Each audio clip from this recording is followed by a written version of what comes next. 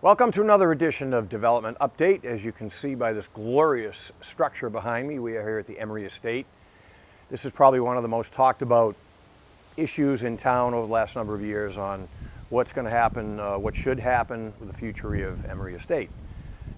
On my left, your right, with our planning department. Most people know Bob Luongo from other episodes of Development Update and various community meetings that's held around town. He is our planning department director. Welcome, Bob. Thank you, Mayor. And to my right, your left, Leilani Dalpe. And I will just say that she's our program manager, although she has a much more illustrious title. Why don't you tell me what the title is, because I always forget it. No, it says program manager. That's my Part job. of it. Part of it. But grant manager, special programs. But your actual title on your business card. On my business card? This is the one I always forget.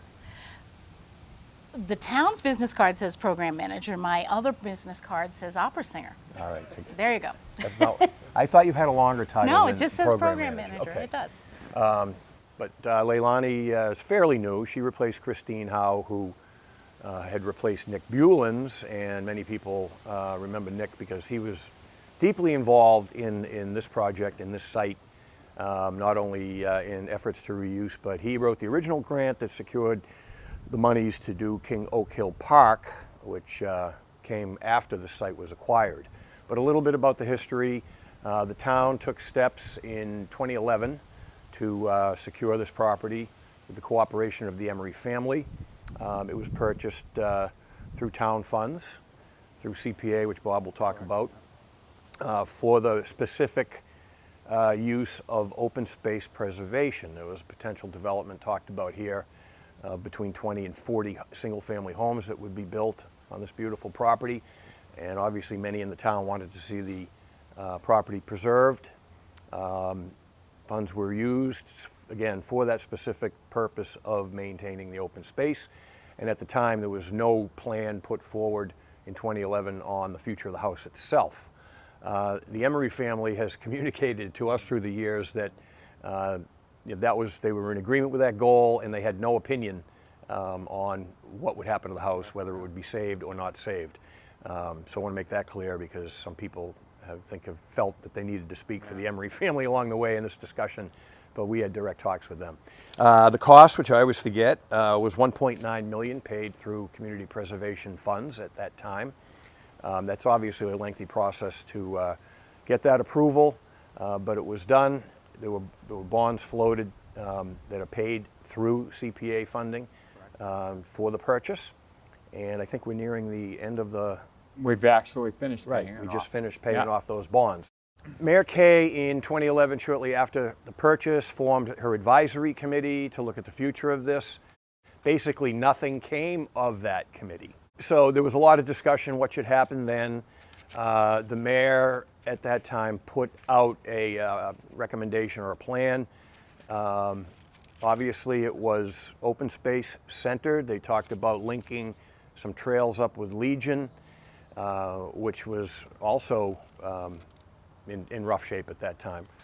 And that plan also mentioned a community farm here. I'm not quite sure how that would have worked out, to be honest, in my personal opinion. Although the committee came up with that, I would tend to disagree that that was something that would really have worked out well here. So long story short, I come in 2015, have been handed this situation. I think there were two previous committees that looked at this. I even participated in some meetings with then Mayor Kay, looking at what we could do from the state side. There just didn't seem to be a lot of momentum.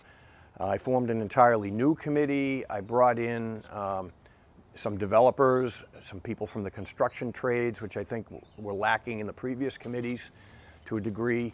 There was a real focus on trying to save the building and how a working model could be used to save the building. And of course, when we talk about saving the building, everybody mentions a wedding venue, things like that.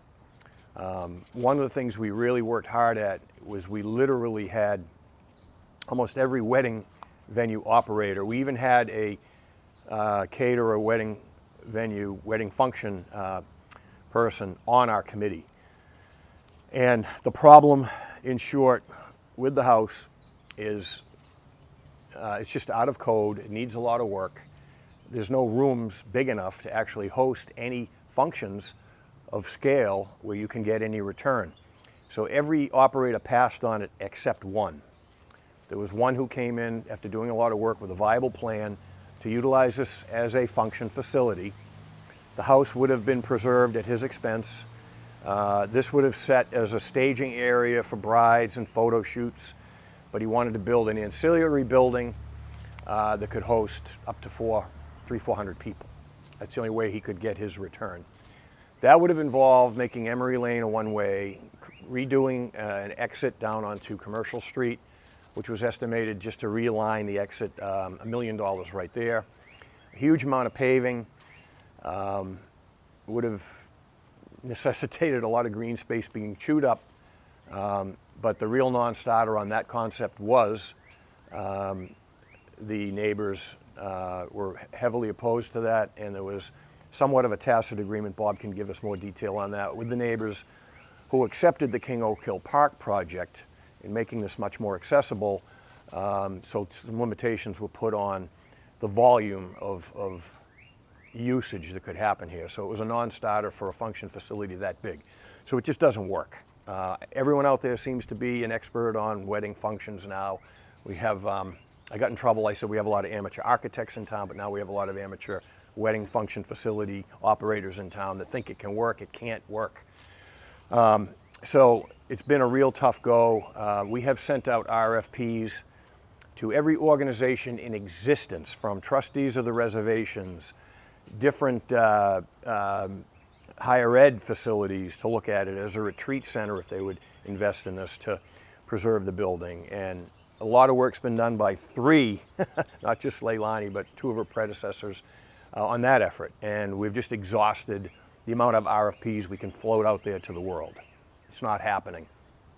So we're floundering, and Leilani comes in and said, you got one more crack at this, one more bite at the apple to figure something out. She had some experience in Middleborough where she serves as a selectman, and we're going to talk about what she has been able to put together that is sort of like our little Doug Flutie Hail Mary, that we may have come up with something here to get the ball rolling on preservation side. But I want to have Bob explain a little bit about the CPA and anything I might have left out from the planning department's perspective. Sure. I just mentioned there's also some proposals to turn this into condos as well. Right. Which we didn't really think would be appropriate, because then how much of the yard would the residents of the condo actually occupy? So as the mayor said, there are a number of different proposals that when you get into the weeds of it, they don't really work.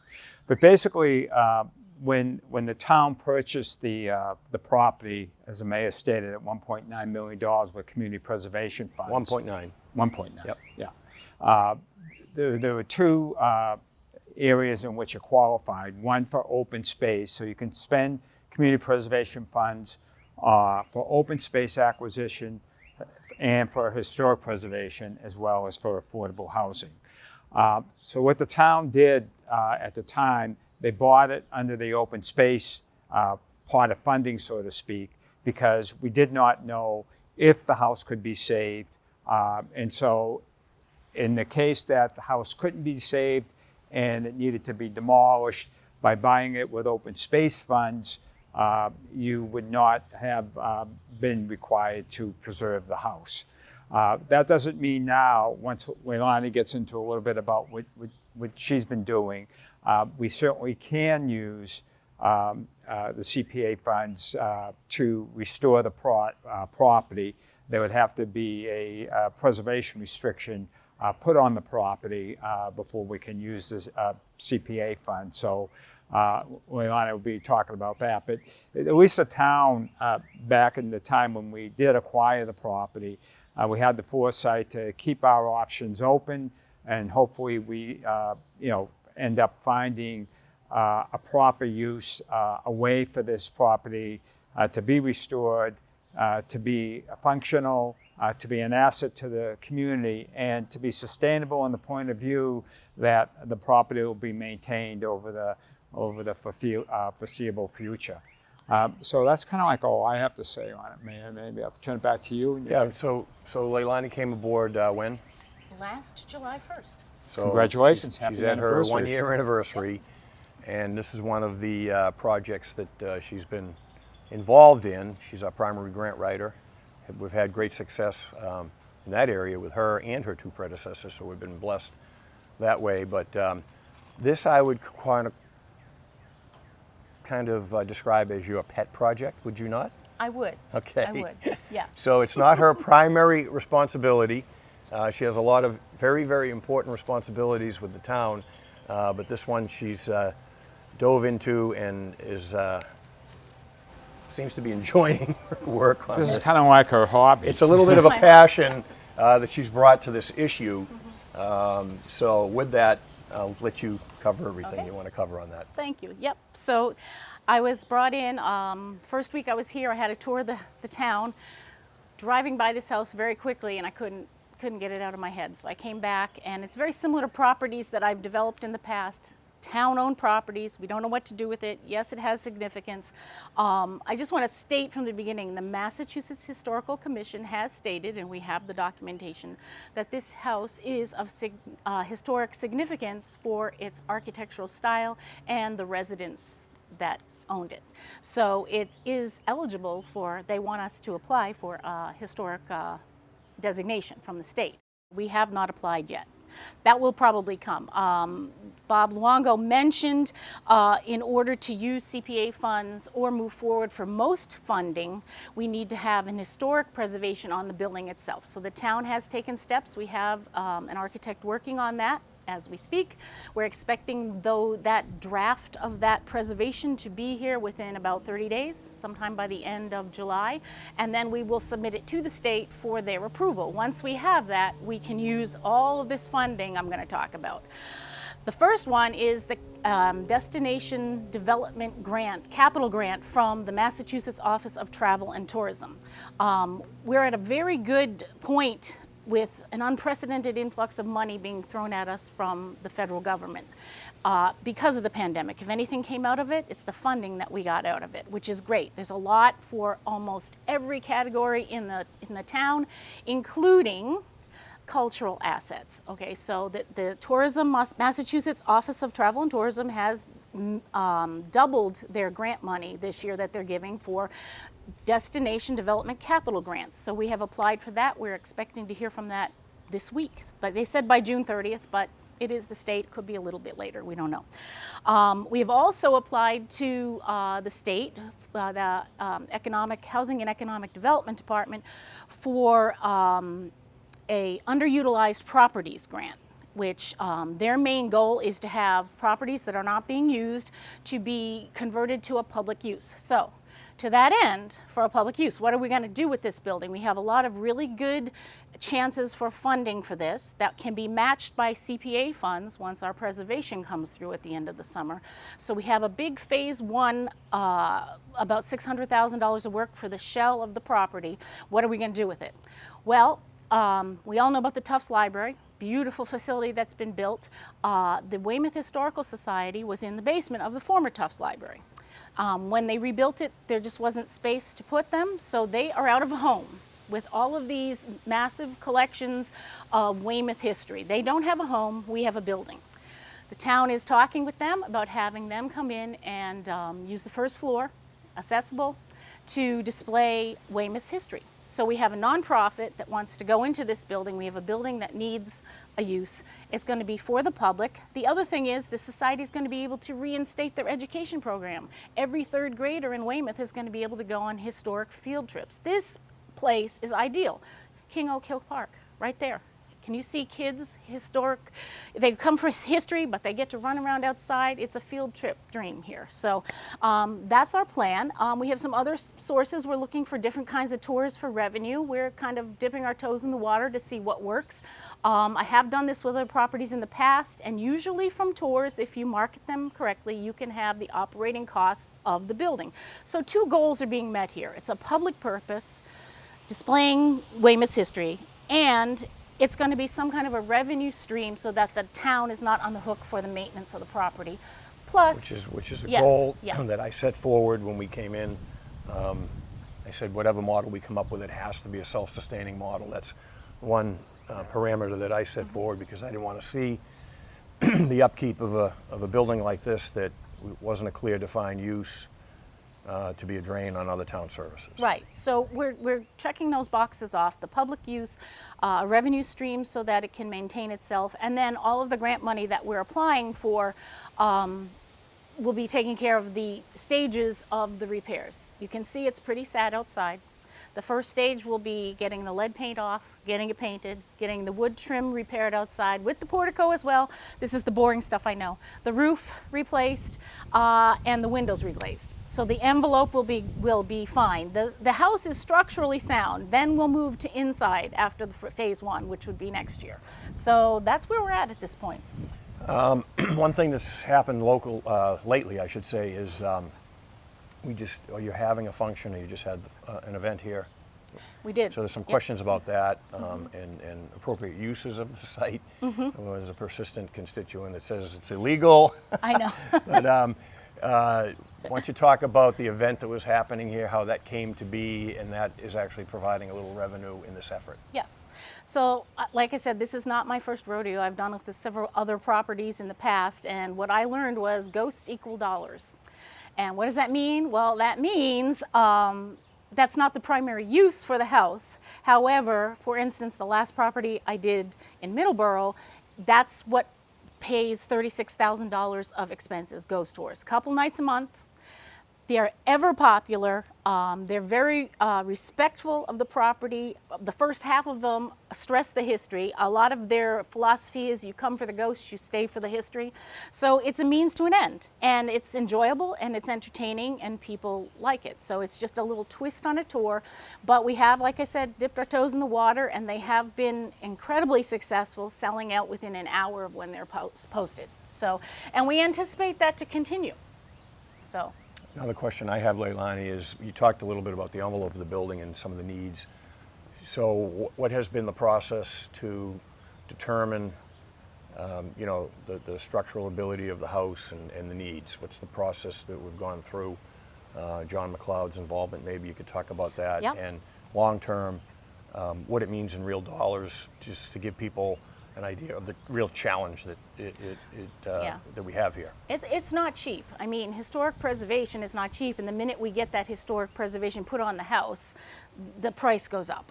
It just does, because you have to do things in a certain manner in order to abide by the preservation. We have a phenomenal procurement department. As you probably know, this town is very lucky. And they have done a lot of research. And in addition to that, we have brought on an historic architect who is doing a full analysis of the house. They have come to the conclusion that it's structurally sound, which is good news, because that could be very expensive if it wasn't.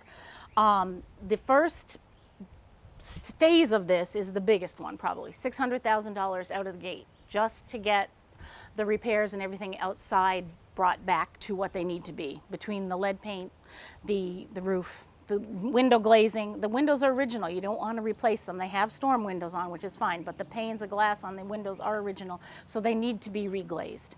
The woodwork. Well, we lost some on a storm over this last winter, as you can see. The woodwork has got to be restored. The good news is there's not a lot of rot. It looks horrible. It's a scaling mess, it looks like. I'll tell you that right from the beginning. But it's not as bad as it looks. The woodwork, the trim needs to be restored in a few areas. The clapboards underneath, the siding is not rotted.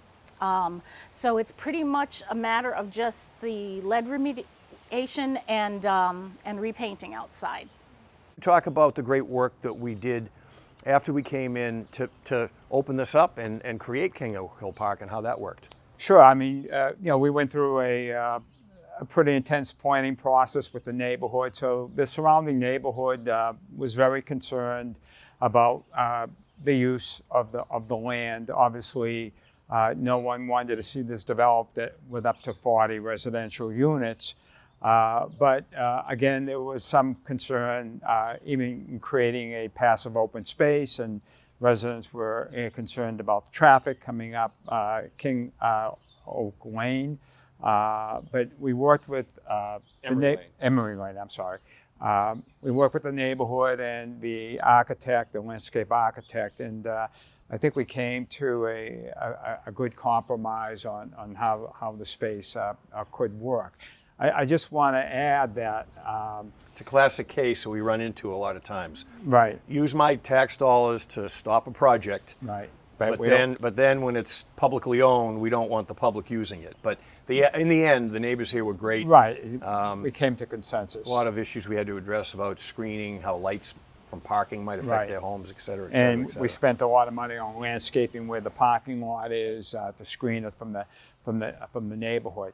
But I think the important thing is, I think we all feel, and from a planning point of view, I think if this, hopefully Leilani is successful in her efforts, but if this becomes the home of the Weymouth Historical Society, I think it would be a great use, not only for the building, but for the neighborhood. I think that type of use fits in with the neighborhood. As the mayor mentioned, function facility, that would have been too intrusive, not only intrusive to the extent intrusive to the King Oak Hill Park, but to the neighborhood as well, with functions happening a lot in order to sustain the property. Some of the weddings I've been at, I wouldn't want happening in my Yeah, neighborhood. yeah.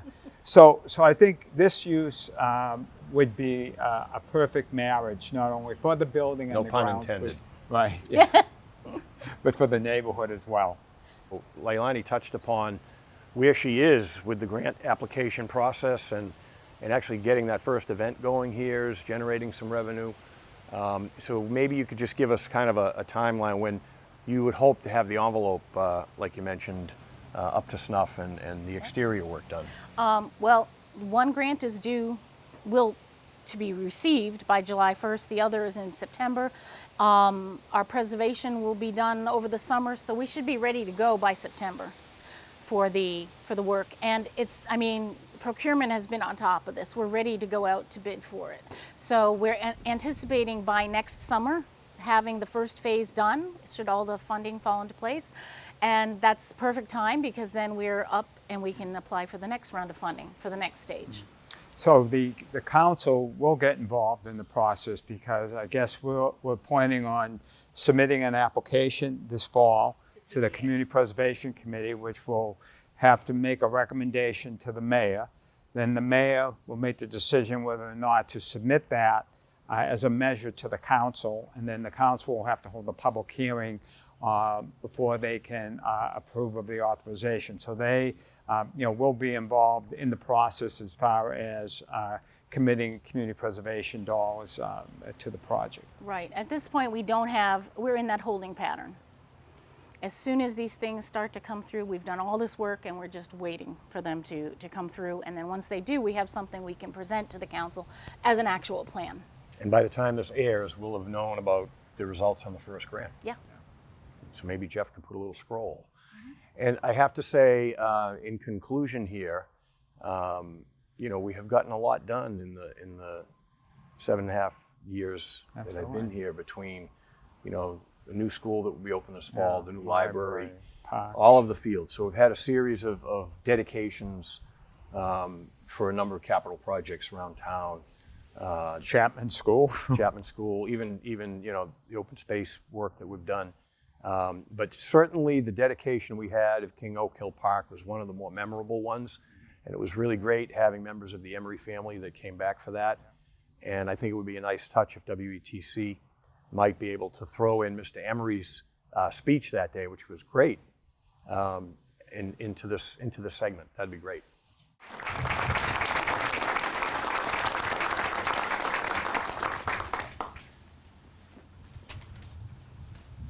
Billy Graham, yes. Corey Ten Boom, yes, if you knew the hiding place.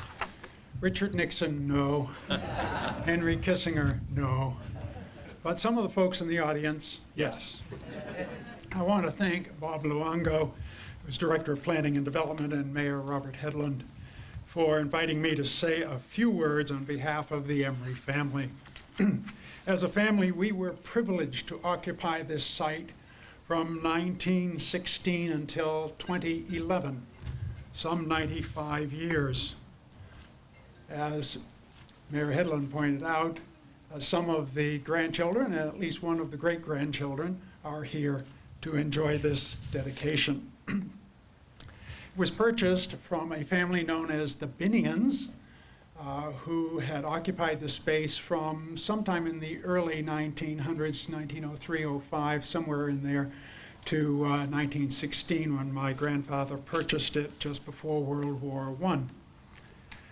As a family, we are very pleased that the city of Weymouth, I have since learned more properly called the town of Weymouth, has chosen to preserve this site for the benefit and pleasure of all of its citizens.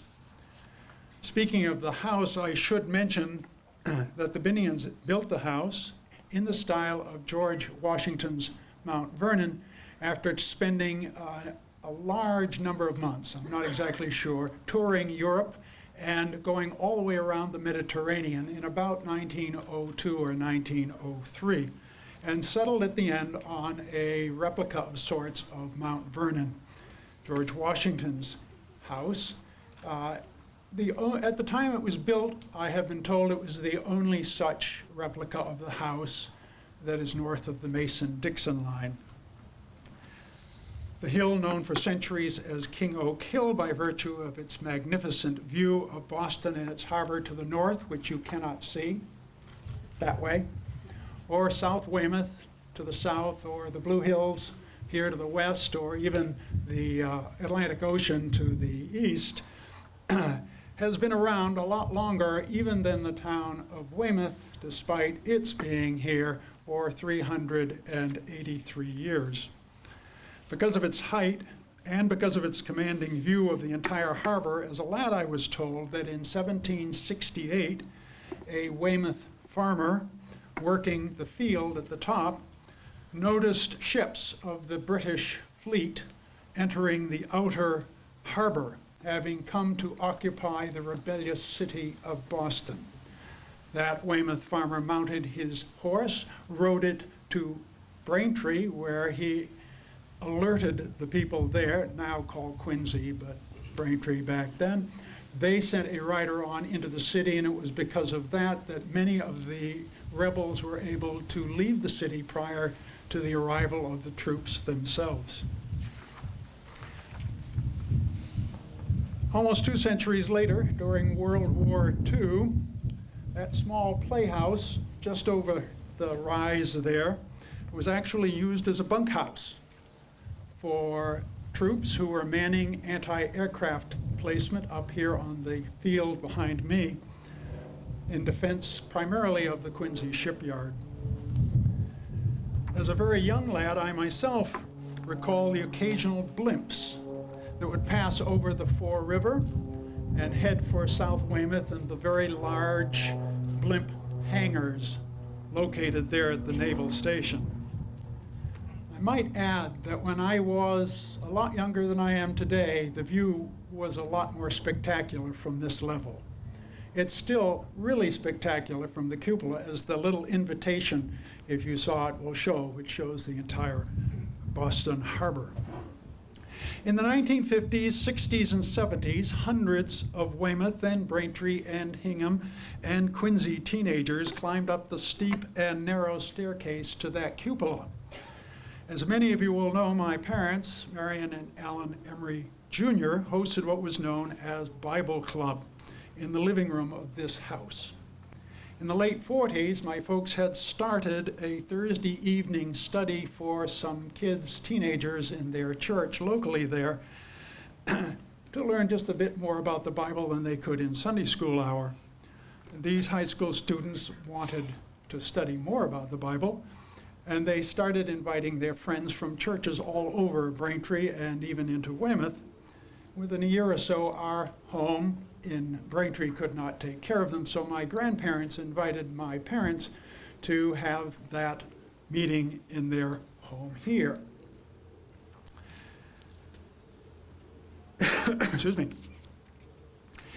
My grandparents died in 1952 and 1963 and 1964. My dad and mom moved into this house. I was already in college, so I'm one of the few people here who, of the Emery clan, who actually never lived here except for one summer, in the summer of 1964. But during that period of time, probably close to 700 or 800, maybe as many as 1,000, nobody ever kept count, of teenagers would meet Thursday evenings in this house. My folks pretty much gave them the free range of the house, and so almost all of them found their way to the cupola because the view up there is spectacular.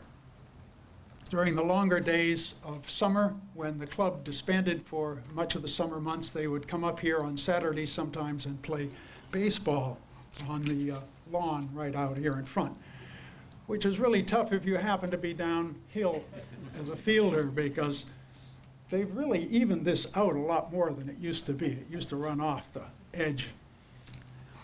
Anyway, it is this land and this old house that hold many memories for me as a grandchild and then later as a son of an owner, for many in our extended family, for many in this town, particularly of Weymouth. And as a family, we trust that as this land returns to the care of its citizen owners, it will be a source of joy and peace and satisfaction now and for centuries to come. Thank you. Thank you for joining us on this latest edition of Development Update, and we will see you next time.